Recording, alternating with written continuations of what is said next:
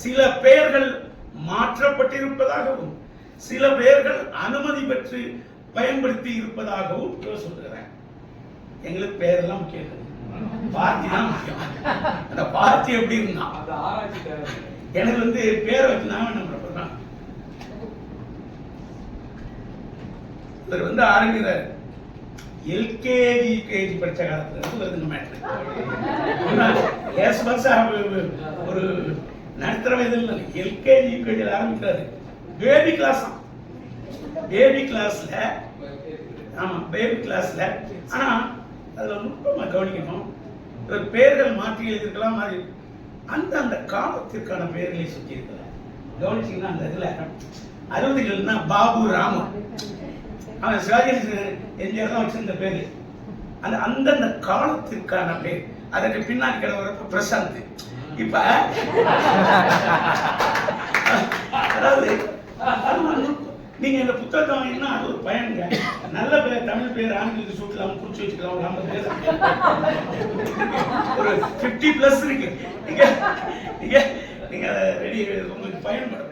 மிக LKG UKG ஆரம்பித்து எழுதுகிறார் என்றால் நாம் ஒரு ஒரு 60 ஆண்டு கால நினைவாற்றல்ங்கிறது ஒரு எழுத்தாளர் எவ்வளவு தேவைன்னு பாருங்க. அவர் ஒன்றும் எல்கேஜி படிச்ச பிறகு எழுதி வச்சிருக்க போறதில்லை, டைரியில். நிச்சயமா அதுக்கு சாத்தியமெல்லாம் இல்லை. இந்த புத்தகத்தை எழுத தொடங்குகிற போது எல்கேஜியில் படித்த பாபுல ஆரம்பிக்கிறது. பாபுல ஆரம்பிச்சு எஜ்ஜியில முக்கியமாக. அப்ப இத்தனை நினைவுகளை, இதுல ரொம்ப முக்கியமான பாயிண்ட் சொல்லி நாம நினைவு ஊற்றக்கூடாது, பின்னாடி சொல்லலாம். இப்படி எழுதுகிற போது கூறியது கூறுங்கிறதை நான் ஒரு பையன் ஒரு பழகணும், ஆஃபீஸில் பழகணும், இருக்க போகணும், இப்போ பக்கத்து வீட்டில் இருந்த இதே சொல்கிற போது கூறியது கூறல். ஒரு எபிசோட்ல கூட அந்த ஒரு கூறியது கூறலே கிடையாதுங்க. அதற்கான பிரத்யேகமான காலம் வெளி, அவர் டிராவல் பண்றது எல்லாமே அதற்கான முக்கியமான டைம் அண்ட் ஸ்பேஸ் அவர் டிசைட் பண்றாரு. அதுல அப்படியே கபடி விளையாடுறாரு காலம் வெளியில. அதாவது பக்கத்து வீட்டில் இருந்தவர் தான் அப்படி. ஆனா மாமா நிறைய ஜக்கு மாமா, சக்கரவர்த்தி மாமா, நல்ல அற்புதமான ஆண்கள் வாய்த்திருக்கிறாரு. இப்ப என்னன்னா ஒவ்வொரு எபிசோடும் ஒரு சிறுகதை மாதிரி ஆகும். ஒரு சிங்கிள் எபிசோடு ஒரு ஷார்ட் ஸ்டோரி தனித்தனியா இருக்கு. லதா என்கிற இழை ஒவ்வொரு எபிசோட்லயும் வர்றதுனால அந்த இழை அந்த சிறுகதையில கட்டி கட்டி கட்டி போய் ஒரு நாவலா மாறுது.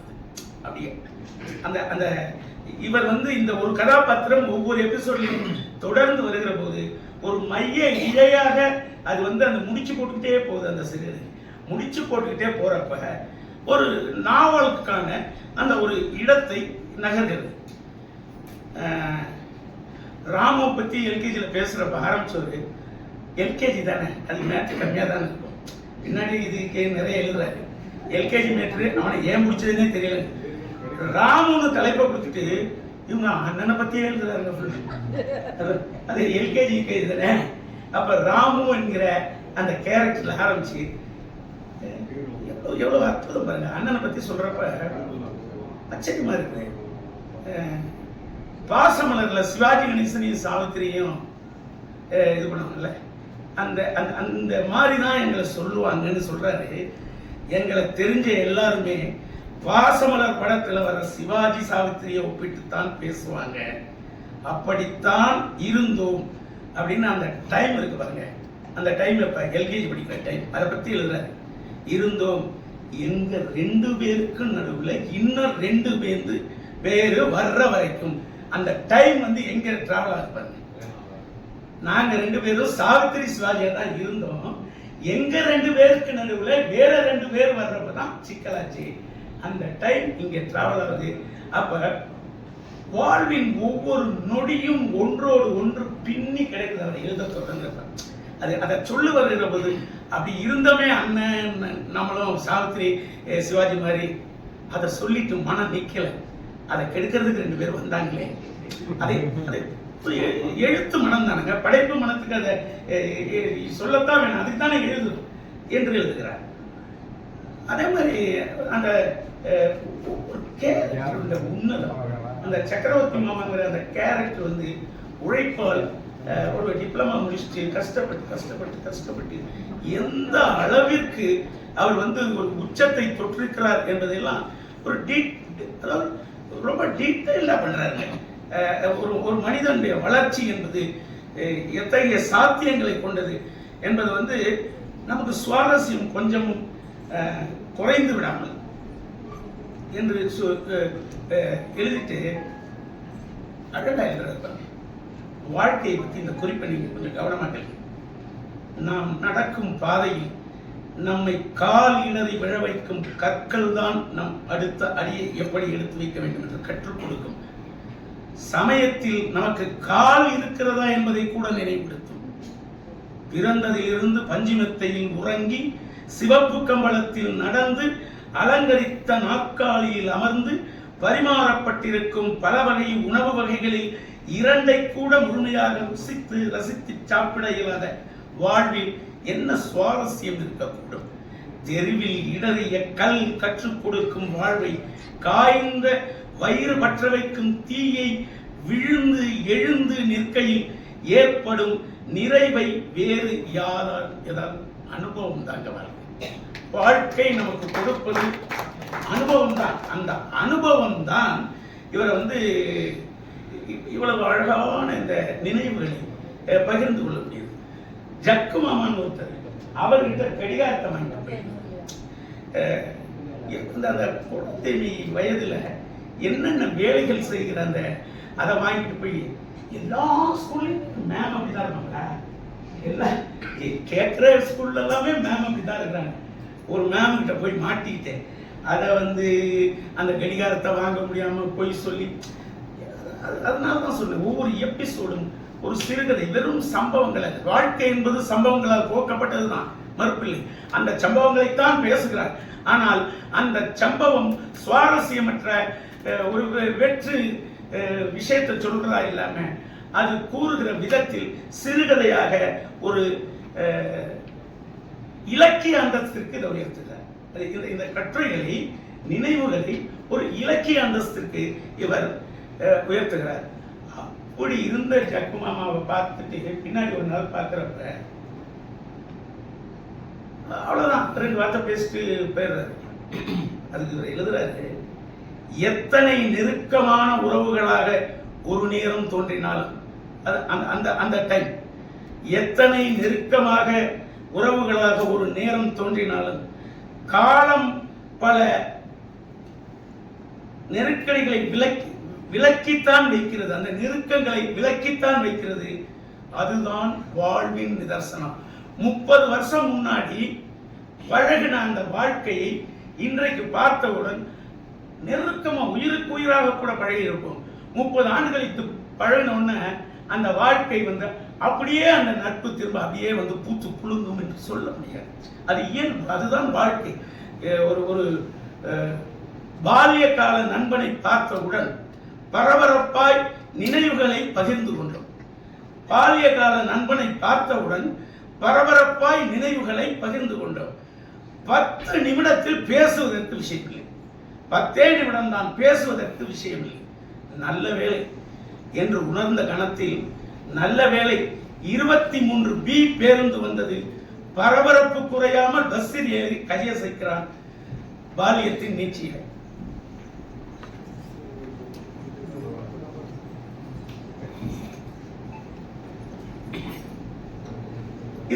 இதுதான் யதார்த்தம். இது வந்து கண்ணாசை எழுதினார்ல, வந்தவரெல்லாம் தங்கிவிட்டால் இந்த மண்ணில் நமக்கே இடம் எதுன்னு. அது மரணத்திற்கு மட்டுமல்ல நண்பர்களே, மறதிக்கும் கூட தான். ஒருத்தர் மறந்ததெல்லாம் இன்னொரு, அதுதான் கோப்பையை நிரப்பி வைத்திருந்தால் அதில் இருக்கிற திரவம் வந்து கெட்டுத்தான் போகும். அந்த கோப்பையில் ஊற்றுவதை காட்டிலும் அந்த கோப்பையில் இருக்கிற திரவத்தை உபயோகிப்பது தான் முக்கியம். அப்ப அந்த பயன்பாட்டிற்கு பின்னால் புதிய புதிய திரவங்களை நிரப்புவதுதான் அந்த கோப்பையினுடைய செயல்பாட்டினுடைய உன்னதனை தவிர ஒரு கோப்பையை நிரப்பி வைத்திருக்கிறது. ஏன்னா அந்த கோப்பை என்பது நம்மளுடைய மனம் போன்றது. இந்த மனசு இருக்குல்ல, இந்த மனம் என்பது கடந்த கால நினைவுகளை அப்படியே குப்பை மாதிரி போட்டு வச்சிருக்கும். ஜேகே தான் சொல்றாரு, ஏன்னா ஒவ்வொரு மனசும் வந்து ஒரு அம்பரா துணியை தொங்கத்தானே இருக்கு. அதனால வந்து அது எதிர்க்கும் வச்சிருக்குது, சமயத்துல நண்பருக்கும் வச்சிருக்குது.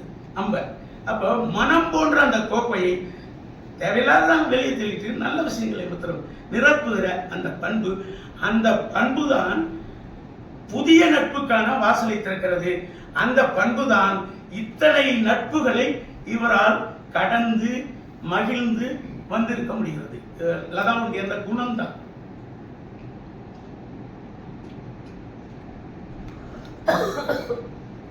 ஒரு முக்கியமான கேரக்டர் அகிலன். 30 பக்க கேரக்டர். அகிலன் கேரக்டர் 30 பக்கம். 30 பக்க கேரக்டர்னா அது எவ்வளவு வெயிட்டான கேரக்டர் உங்களுக்கு தெரியும். தெரியுதானே? காதல் தான் வெயிட்டு. காதல் அதுல வந்து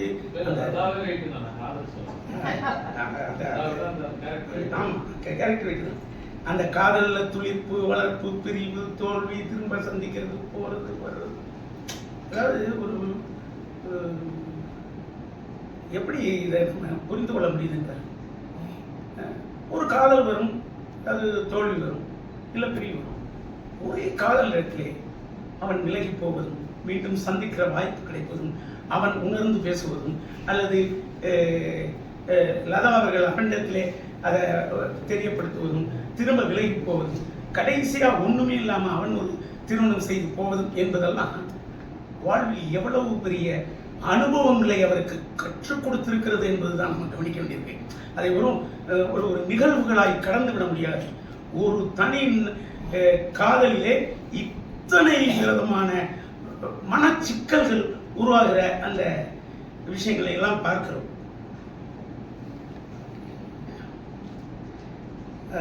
இவருக்கு என்ன பிடிக்கிற விஷயம், இது கொஞ்சம் கடந்து இவர் வந்து அகிலன் இதை படிச்சுட்டு இருக்கப்ப, இன்னொரு படிச்சுட்டு இருக்கப்ப அப்பா குறித்து இவர் பேசுகிற விஷயங்கள் கடந்து போக விடாமல் நான் வந்து அந்த பக்கங்களை மூடி வச்சுட்டேன். நான் வந்து அதை வந்து எப்படி உள்வாங்குவது, எப்படி புரிந்து கொள்வது, அதை என்னவாக புரிந்து கொள்வது, அது மூச்சுக்கு 300 முறை அவரை சொன்னேன். சத்தியத்தின் பால்பட்டது, சத்தியத்தின் பால்பட்டது. அப்ப இந்த இடம் உண்மைக்கும் இந்த சொற்களுக்குமான நெருக்கம் பொய்யா கூட இருக்கலாமோ நினைக்கிற அளவுக்கு தான் அது உண்மையாகவே இல்லாமல் போயிருக்கலாம். ஆனால் இவருடைய சத்தியமான எழுத்து இவர் எழுதுவதை நம்பத்தான் வேண்டியிருக்கு. அப்ப இந்த அகிலனுடைய கதையில் இருக்கிற அந்த அந்த அந்த தன்மை எல்லாவற்றையும் எனக்கு கலைத்து விட்டுருச்சு. அப்படியே வந்து சரி, அது அது அது ஒரு புறம் இருந்தாலும், ஆனா அவர் வந்து அதை வந்து போகிற போக்கில் எழுதிட்டு போறாரு. அவர் ஒன்றும் அதை வந்து போகிற போக்கில் எழுதி டிஸ்கிரைப் பண்ணி எழுதிட்டுறாரு. அப்ப வந்து ஒரு காதல் குறித்து எழுதுறப்ப எதுக்கு அதை சொல்றாரு? அகிலன் கிட்ட இப்படி எல்லாம் பண்ற சமயத்துல எனக்கு இப்படி எல்லாம் சிக்கல் இருக்குதுன்னு போற போக்குல அதை ஒரு விஷயமா சொல்லிட்டு போறாரு, செய்தியாக சொல்லி கொண்டு போறாரு. அது குறித்து பெரிய அங்கலாய்ப்போ, அது குறித்து ஒரு பெரிய இதோ இல்லை. இப்படி எல்லாம் இருந்தது. அதிலிருந்து கடந்து வருவதற்கும் மீண்டுவதற்குமாக நான் என்ன செய்யணுமோ அதை செய்ய தொடங்கினேன். அப்படித்தான் எழுதுகிறார். வாசிக்கிற போது நிச்சயமாக எந்த வாசகனும் சற்று நேரம் உறைந்து போவான். ஏன்னா அது வந்து ஒரு ஒரு யாரும் எனக்கு அந்த அனுபவம் இருக்கிறது, எனக்கு இந்த அனுபவம் இருக்கிறது. அதே மாதிரி ஒரு சிலர் இருப்பாங்க. நீங்க கேட்டீங்கன்னா நான் அப்படி பண்ணேன்னா நான் கூட அப்படி பண்ணுவேன், எனக்கு கூட அப்படி தெரியும், எனக்கு கூட அப்படி தெரியும் சொன்னோம். ஆனால் இந்த செய்திகள் எல்லாம், இந்த அனுபவங்கள் எல்லாம் யாரும் அப்படி எளிதாய் எனக்கும் அந்த அனுபவம் இருந்தால் எனக்கும் அந்த அனுபவம் சொல்லிவிட முடியாத அனுபவத்தை இவர் அப்படியே இந்த புத்தகத்தில் அந்த 67ஆம் பக்கத்தில் எழுதியிருக்கிறது. அதை படிக்கிற போது எனக்கு ரொம்ப அகிலனோட எபிசோடே எனக்கு வேற மாதிரி போயிடுச்சு. சரி, அது பக்கம் இருக்கட்டும், அது தோத்து போன காரணம் தானே. சரி, அது இதுல போய் நிலை குத்தி நின்றுட்டேன் இந்த செய்தி. அதே மாதிரி இந்த காதல் வந்து சுகமானது தான். ஆனால் அந்த ஒன் சைடு காதல் பண்றவங்க இருக்காங்களே, அவங்க கடைசியில் சாபம் தான் விடுவோம். வேற ஒன்றும் பண்ண முடியாதுல்ல. இவர் ஒன் சைடு லவ் என்ன வர்றேன், ஒன் சைடு லவ் ஞான சேரம் பண்ணிடுறாரு. பண்ணிட்டு கடைசியா இல்லைன்னு சொன்னவங்க நீ லவ் பண்ற உன்னை லவ் பண்ண மாட்டாங்க போன்னு சொல்லிட்டு. அப்படி இது எவ்வளவு மோசமான சொல்ல. அபிசாவை விட்டு அவன் போயிடும். இவருக்கு சிக்கல் வர்றப்ப இவராவது இவ்வளவு தூரம் வந்தா இருக்கிறாரு, அவன்கிட்ட சாபம் தான் அப்படி ஆயிடுச்சோன்னு இவருக்கு வேற வேற வேற என்ன பண்றது? இவருக்கு சூழ்நிலை அப்படி வந்துச்சு. இவருக்கு எல்லாமே வந்து ஒரு பைத்தியவாதியா முற்போக்க சிந்திக்கிறது தான். ஆனா காதலே தோக்குறப்ப அவன் சொன்னதுனாலதான் அப்படி ஆகி போச்சோ என்னன்னு தெரியலங்கிற ஒரு அங்கலாய்ப்பும் சங்கடமும் வருகிறது. ஆனா பிரசாந்த் எப்படி சொல்றீங்கள, ரொம்ப அற்புதமான அதுதான் இந்த புத்தகத்தில் மிக மிக காதல் தான். அது மிக மிக மெச்சூர்டு லவ், ஒரு புரிதல், ஒரு ஆண் பெண்ணுக்குமான ஒரு வெளிப்படையான அந்த மனத்தை, அதாவது உன் இதயம் என்கிட்ட இருக்கு, என் இதயம் உன்கிட்ட இருக்குது இல்லை, அப்படித்தான் இருந்திருக்கிறது. இவருக்கும் அவருக்கும் அந்த பேச்சு, அந்த விஷயங்கள் எல்லாம் பரிமாறிக்கொள்கிற போது அதே மாதிரிதான் ஒருத்தருக்கு ஒருத்தர் அந்த புரிதல் வந்து இருந்திருக்கிறது. அவரு கொஞ்சம் ரொமான்ஸ் அந்த அதுல தான் இந்த தெரியல. ஏன்னா காதல்னு பேசினா கூட ரொமான்ஸ்லாம் ரொம்ப குறைவு, ரொமான்ஸ் நிறைய கிடையாது. இந்த எபிசோட்ல மிக அதை நீங்கள் எல்லோருமே வாசிக்கணும். அந்த கட்டுரை முக்கியமாக அந்த பிரசாந்தோட அந்த இது வந்து ஒரு சீனுங்க, ஹோட்டலில் தங்கியிருக்காங்க. இவர் வந்து மது அருந்ததுக்கு வச்சிருக்காரு. ஒரு ரூம் பாய் வந்து கதவை தட்டிடுறான். அவர் மது அருந்த மாட்டாரு, பிரசாந்த் மது அருந்த மாட்டாரு. அந்த கேரக்டர் வரலாம், அவர் எடுத்து ஒழிச்சு வச்சுக்கல பாருங்க. இவர் வச்சிருந்த டம்ளர் தூக்கி அவருக்கு எதுக்கு வச்சுக்கிட்டாரு. அது ஒரு ஆணாதிக்க சிந்தனை தான், அதுல ஒண்ணு, அதுவும் ஒரு ஆணாதிக்க சிந்தனை தான். ஆனால் ஏன் நீ அப்படி எடுத்து வச்சேன்னா, அவன் நீ குடிக்கிற மாதிரி பார்த்தான்னா அது உணவை பத்தி தப்பான நினைப்பான். இவர் குடிக்கிற மாதிரி இருந்தா பரவாயில்ல, பட் அதுல வந்து நுட்பமா பார்க்கணும். அந்த சிந்தனைக்கும் மேலாக இவர் மீது அவர் கொண்டிருந்த அபிப்பிராயத்துக்கு ரெண்டு மாதிரி எக்ஸ்ட்ரா கொடுத்தோம். நம்ம அவர் பண்ணது வந்து அனாதிக்க சிந்தனை என்றாலும் கூட அவனுக்கு அந்த டைம்ல உனக்கு அந்த ஒரு பிம்பம் வந்து விடக்கூடாது என்கிற அதை ஒரு பின்னாடி பேச்சில் உடைச்சிடறாரு. அதான் இல்லை, அதை உடைச்சிடறாரு. அதெல்லாம் அதற்கான பதிலும் பேச்சும் இருக்கிறது. அந்த கட்டுரை எனக்கு முழுக்க ஒரு ஒரு நிறைவான ஒரு வாழ்வியலை பேசுகிற அந்த கட்டுரையாக இருக்கிறது. இந்த ஒன் சைடு டாக்டர் மாயவன் இவங்க பண்ணது, ஆனா சாவலாம். அந்த கட்டுரை ஒரு மனிதன் மீது எப்படி ஈர்ப்பு வருகிறது. ஆனா ஏங்க அவர் ஆர்த்தோ டாக்டருங்க, இதை நீங்க சொல்லுங்க. ஒரு ஆர்த்தோ டாக்டருங்க, அவரை பார்த்த உடனே இவங்களுக்கு பிடிச்சிருச்சுங்க, ரைட்டு பிடிச்சிருச்சு. அதுக்கு வேற ஏதாவது முயற்சி பண்ணல. அவர் ஆர்த்தோ டாக்டர்னாக்கா 5 ஃப்ராக்சர் அங்க உருவாக்குவாரு.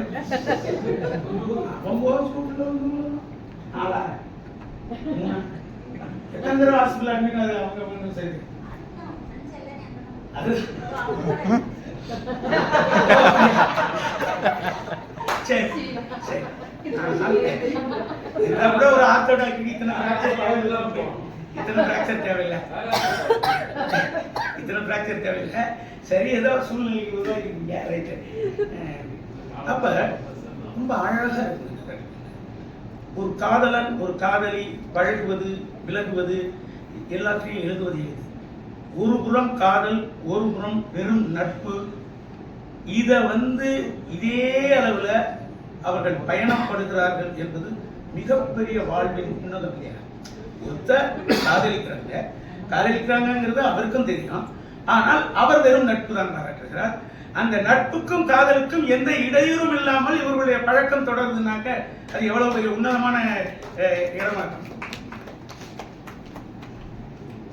பின் வழக்கமாக எல்லா சூழ்நிலையிலும் உருவாகிற உதவி கேட்கிற, உதவி செய்கிற, நன்றி மறந்து போகிற விஷயங்கள்லாம் இருக்குது. அதே கேரக்டரே இருக்குது. இது மாதிரி பல விதமான மனிதர்கள். கண்ணதாசன் சொன்ன மாதிரி பிறப்பின் வருவது யாதனை கேட்டேன், பிறந்து பாரான இறைவன் படித்தான். படிப்பனப்படுவது யாதனை கேட்டேன், படித்து பாரான இறைவன் படித்தான். மனையால் சுகம் யாதனை கேட்டேன், மணந்து பாரான இறைவன் படித்தான். பிள்ளை பேர் யாதனை கேட்டேன், பெற்று பாரான இறைவன் படித்தான் சொல்லிட்டே போவார். அப்படி வாழ்வின் அனுபவங்கள் நம்மை புதிய பாதைக்கு அழைத்து செல்கிறது. லதா அவர்களுக்கு ஏராளமான அனுபவங்கள் வாய்த்திருக்கிறது. ஏராளமான அனுபவங்கள் வாய்த்திருக்கிறது. அநேகமாய் இந்த படிக்கிறப்ப அநேகமாய் அவர் சந்தித்திருக்கிற ஆண்கள், அவர் பழகி இருக்கிற ஆண்கள் அனைவருமே ஓரளவுக்கு நல்ல எல்லாருமே ஏறக்குறைய அநேகமாய் நல்லவர்களாக இருக்கிறார்கள். கொஞ்சம் பேர் கூட வெறுக்கத்தக்கவர்களாக இல்லை. நண்பர்கள் எல்லாம் 2 பேர் மோசமாக இருக்கிறார்கள். 2 பேருமே உறவு, ஒன்று அப்பா, இன்னொருவன் கணவன். நண்பர்கள் யாரும் மோசமாகவே இல்லை. 2 பேர் மோசமாக இருக்கிறார்கள். அந்த 2 பேரில் ஒருவன் அப்பா, ஒருவன் கணவன். இதுதான் சிக்கல். இப்ப இந்த சந்தேகம் சொல்றது சந்தேகம் என்பது சந்தேகம் இல்லை, அது ஆண் திமிர். அதை ஒரு பெண்ணின் மீது அதை பொருத்தி பார்த்து அவளை இம்சைப்படுத்த வேண்டும் ஆண்கள் நிஜமாவே சந்தேகம் கூட இருக்காங்க. சந்தேகம் என்பதை அவள் மீது திணித்து அவளை இம்சைப்படுத்தி பார்க்க வேண்டும் என்கிற அந்த ஆண்மைய திமிர் தான் அந்த கணவர் அவங்களுக்கு உருவாகிறது. அது அந்த அதே மாதிரி இதை படிச்சுட்டே போறப்ப எனக்கு அடுத்தடுத்து வேற யார லவ் பண்றாங்களா, வேற யார ஏதாவது செய்யறாங்களா, ஏதாவது எந்த கியூரியாசிட்டி எனக்கு கிடையாது. எந்த விதமான ஆர்வமும் எனக்கு ஏற்படுத்தவில்லை. எனக்கு தேவை இவருடைய வாழ்க்கையில் அடுத்து கடந்து போகிற ஆண் என்ன அனுபவத்தை லதாவுக்கு கொடுத்திருக்கிறார் என்பது புரிஞ்சுக்கணும். அப்படி புரிந்து கொள்வதன் வாயிலாக ஒரு ஆணாக அந்த இடத்தில் நான் என்னவாக இருக்கிறேன், என்னவாக இருக்க வேண்டும் என்பதை நான் சிந்தித்து பார்க்க இந்த புத்தகம் நினைக்கும். அதுதான் இந்த புத்தகத்தோட. லதா யாருக்காக இருக்காங்க, எவன் எங்க பண்ணாங்க, அது அல்ல என் நோக்கம். அது அல்ல. அடுத்து ஒரு ஆண் ஒரு லதாங்கிற கேரக்டரை எடுத்துட்டு ஒரு பெண் கடந்து போகிற ஆண்கள் ஒரு பெண்ணுக்கு என்ன விதமான சங்கடங்களை கொடுக்கிறார்கள், அல்லது என்ன விதமான மகிழ்ச்சியை கொடுக்கிறார்கள், என்ன விதமான உதவிகளை செய்கிறார்கள், எல்லாவற்றையும் தெரிந்து கொண்டு ஒவ்வொரு ஆணின் தன்மையையும் நமக்கானதாக நாம் என்னவாக இருக்கிறோம் என்று ஒவ்வொரு ஆணும் புரிந்து கொள்கிற ஒரு அற்புதமான கருத்தியல்களை இந்த புத்தகம் கொண்டிருக்கிறது. இதெல்லாம் இவ்வளவு சங்கடங்கள் இருக்கு இந்த புத்தகத்துல. இவ்வளவு சங்கடங்கள் இருந்து இவர் எழுதுறார். அந்த நிறைவுல குறையொன்றும் இல்லை. நீங்க படிச்சு பார்த்தீங்கன்னா தெரியும், வாழ்க்கையில் எவ்வளவு பெரிய ஒரு 60 ஆண்டு கால வாழ்க்கையில் ஒரு பெண் எவ்வளவு இடர்பாடுகளை எல்லாம் கடந்து வந்திருக்கிறார் என்பதை நம்மால் புரிந்து கொள்ள முடியும். நிறைய இடர்பாடுகளை கடந்து வந்திருக்கிறார். இடர்பாடுகளை கடந்துதான் இந்த வெற்றியை வந்திருக்கிறார், இந்த மேடை அமைத்திருக்கிறார். அவர் ஒன்றும் அவ்வளவு சாதாரண அந்த மேடையில் அமரல. பல சங்கடங்களை இந்த சமூகத்தின் வாயிலாக பெற்றிருக்கிறார். ஆனால் கடைசியில் நிறைவு பகுதியில் சொல்கிறார், குறையொன்றும் இல்லை, நிறைவான வாழ்வையே வாழ்ந்திருக்கிறேன் என்று, குறையொன்றும் இல்லை, நிறைவான வாழ்வையே வாழ்ந்திருக்கிறேன் என்று மீண்டும் ஒரு முறை என்னை நானே நினைவுகளால் நிரப்பிக் கொள்கிறேன். இந்த கோப்பையில் மீண்டும் ஒரு முறை என்னை நானே மகிழ் நினைவுகளால் நிரப்பிக் கொண்டேன் என்கிறார். எவ்வளவு துயரற்ற பண்ணாலும் பாரதி ஏன் நிமிர்ந்து நிற்கிறான்? எத்தனை கோடி இன்பம் வைத்தாய் இறைவான் பாட முடிச்சல அவனால. அந்த தைரியமும் தெம்பும் பாரதிக்கு இருந்தாலும் தானே இன்னைக்கு நிமிர்ந்து இருக்கிறார். அந்த தெம்பும் தைரியமும் மன நிறைவும் நம்பிக்கையும் லதாவுக்கு இருக்கிறது. அதனால்தான் இந்த மேடையிலே அவரை நிமிர்ந்து உட்கார செய்திருக்கிறது, நிமிர்ந்து நிற்க செய்திருக்கிறது என்று சொல்லி மிக அற்புதமான இந்த சமூகத்திற்கு தேவையான ஒரு முக்கியமான ஒரு ஆவணமாக ஆண்கள் குறித்து பெண்கள் அறிந்து கொள்வதற்கும் ஆண்கள் தங்களை தாங்களே உணர்ந்து கொள்வதற்கும் இந்த நூல் கண்டிப்பாக அனைவராலும் வாசிக்கப்பட வேண்டும் என்று சொல்லி இந்த நல்ல வாய்ப்புக்கு நன்றி பாராட்டி விடைபெறுகிறேன்.